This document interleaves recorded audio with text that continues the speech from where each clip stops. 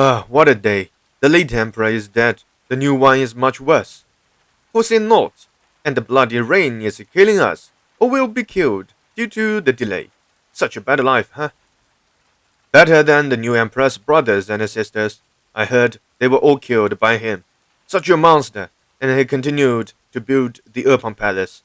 More families will be shattered. I have already missed my parents and my newly married wife. She's so cute. I wish I won't die here. Wish my ancestors bless me. These two soldiers were complaining about their miserable life while the whole empire was getting the same bad moment. Two military officers equipped with sharp blades came to them and warned them.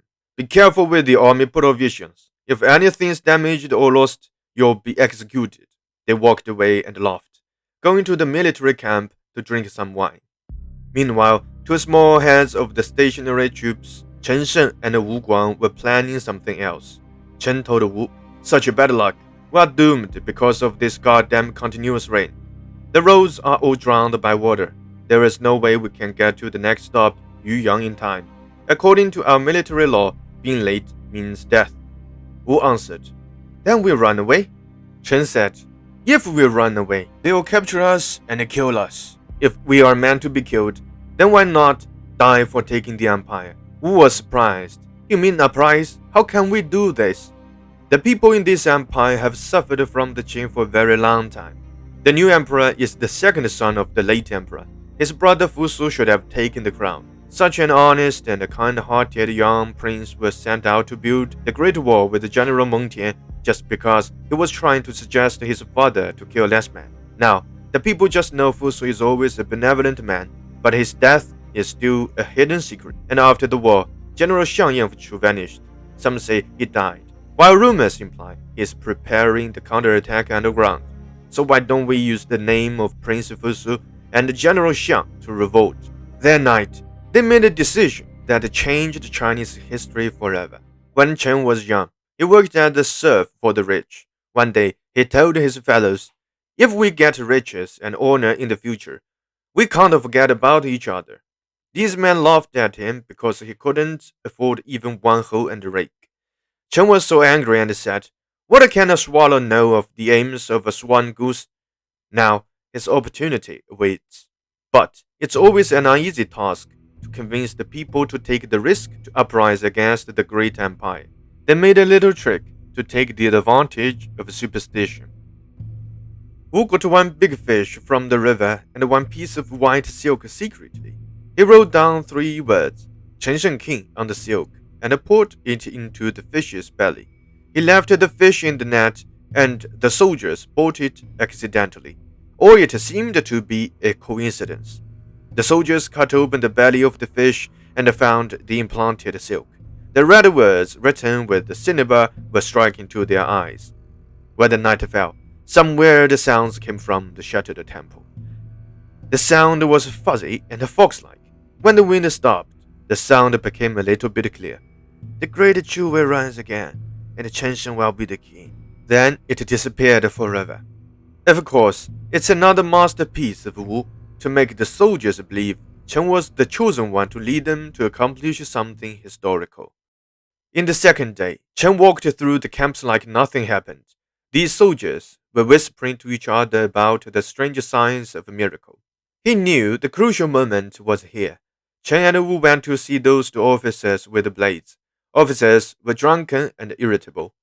Wu irritated them on purpose. One of the officers pulled his sword out and tried to cut Wu. Suddenly, Chen intercepted the attack and took the sword. He finished that officer's life, and he pursued and killed another one. "Hurry up, brothers!" Chen and Wu shouted. Now is the high time they had released themselves. Soldiers were gathered together. Chen made his speech. "My dear brothers, we are doing a mission that can never be accomplished. It's obvious we are already sentenced to death. So why not take a chance for ourselves? And I'm here to lead you in the name of the Prince Fusu and General Xiang Yan. Follow me. Let's take the life of this tyrannical emperor and make Chu great again." 900 men now are motivated to do this task.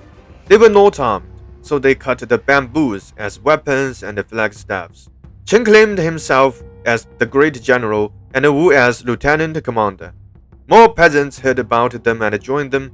Some defeated captains from Xiang's army also came to this force. The descendants of the Six Kingdoms rose and restored their names.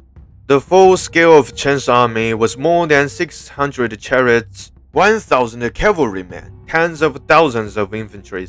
They took County Chen without any trouble. Chen claimed himself a king and changed the name of his government as Zhangchu, which means expand Chu. They had achieved many victories in a short time and aimed to take down the capital of Qin, Xianyang. But unfortunately, they met Zhang Han, the brave and battle-wise general from the empire. He was like a hungry tiger hunting down helpless chickens in the garden. The rebels were running and screaming when they met a real military talent. The fire started not only in the battlefield, but also burning in the core of authority.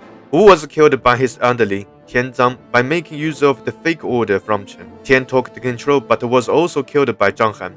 County Chen was the rebels' base camp. All the main force was sent out. Now it's just a defenseless graveyard. Zhang's army destroyed it like squeezing a lemon. Chen was on the run to another county. His cart driver betrayed him and used his head to make a deal with the empire. Their day had gone. Even though Chen's subordinate Liu Chen continued to fight back, but they were too weak and untrained. It was throwing straws against the wind. A single spark can start a prairie fire. Chen and Wu just made an example. Historical task will be completed by someone else. One young man from the Xiang family was poised for this mission with his uncle. Who was he, and would he become the chosen one? If you want to know what happened afterwards, please watch the next chapter. The charisma of the old noble, the power of the young hero.